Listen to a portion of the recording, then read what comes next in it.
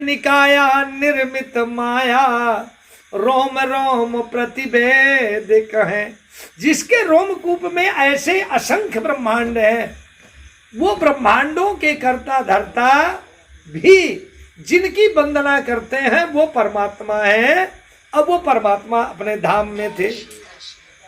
हम उस दिन की बात कर रहे हैं जब ये संसार कुछ नहीं, क्योंकि हम लोगों का झगड़ा जो चलता है सत्संग में कि विष्णु के अवतार कितने हुए, राम बड़े हैं कि कृष्ण बड़े हैं कि ब्रह्मा बड़े हैं कि विष्णु बड़े हैं कि शंकर बड़े हैं। ए मेरे प्यारे भक्तगण, सभी विप्र देवतागण, आप सभी बालक वृंद, आप केवल ये बात जानिए कि जब ये सब कुछ नहीं था, क्योंकि रामायण आप सब लोग गायन करते होंगे, सुने होंगे कि शंभु बिरंचे विष्णु भगवाना उपजय जासु अंश से नाना। जिसके अंश से ब्रह्मा विष्णु शंकर एक नहीं दो नहीं अनंत उपजय जासु अंश से नाना शंभु विरंच विष्णु भगवाना। वो परमात्मा कौन है? और फिर आपको बताया रोम रोम प्रति लागे ही कोटि कोटि ब्रह्मांड। ये जो ब्रह्मांड है ये 50 करोड़ योजन का विस्तार वाला है, जिसमें 14 लोक आते हैं, जिसकी चर्चा आप आगे सुनेंगे।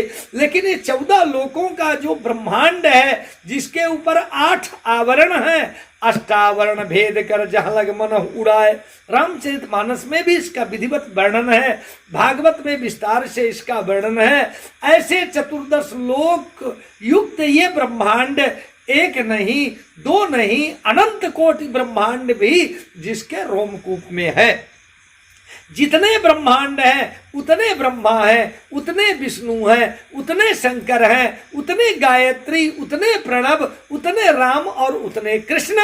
हर ब्रह्मांड में ऐसी अनंत व्यवस्थाएं हैं, लेकिन जो मूलतः ये अवतार हुए हैं वो हमारे इसी ब्रह्मांड में है। जैसे प्रदेश का नाम है, जिला का नाम है, देश का नाम है, ऐसे ही इस ब्रह्मांड का भी नाम है। और ब्रह्मांड निकाया निर्मित माया रोम रोम प्रति वेद कहें। जिसके रोमकूप में ऐसे असंख्य ब्रह्मांड हैं, वो असंख्य ब्रह्मांडों के मालिक हैं अक्षर अविनाशी ब्रह्म, जिसे भागवत गीता से आपको हम समझाएंगे आगे चल करके। लेकिन वो अक्षर ब्रह्म भी जिसकी वंदना करते हैं वो अनादि अक्षरातीत पर ब्रह्म परमात्मा है।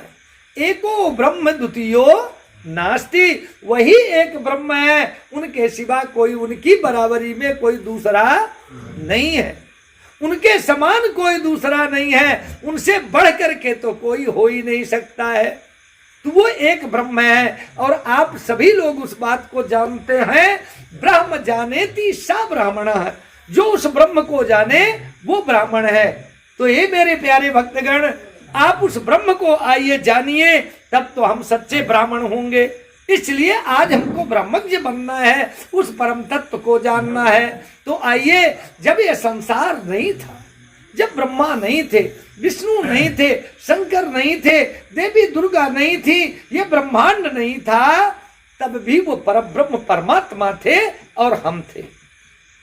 हमारा ये शरीर नहीं था, ये 5 तत्व का शरीर नहीं, हम ये शरीर हमारा है, लेकिन हम शरीर नहीं है।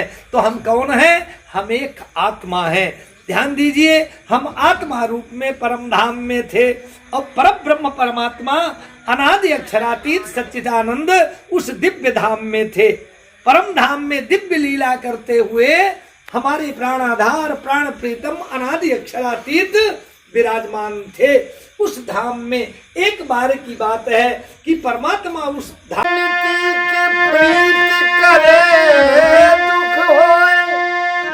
नगर दुहाई फेरती के प्रीत में करियो को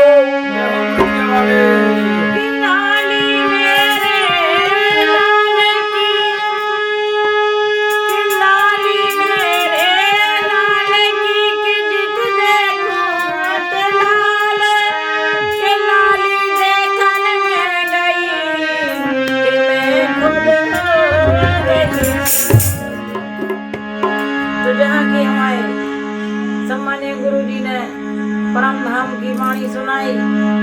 योग साहब को खोज करो तो कितनों का है। तो देखो भजन है कि जहाँ पर में पुरुष भरतार सकी मूल में लावे परम पुरुष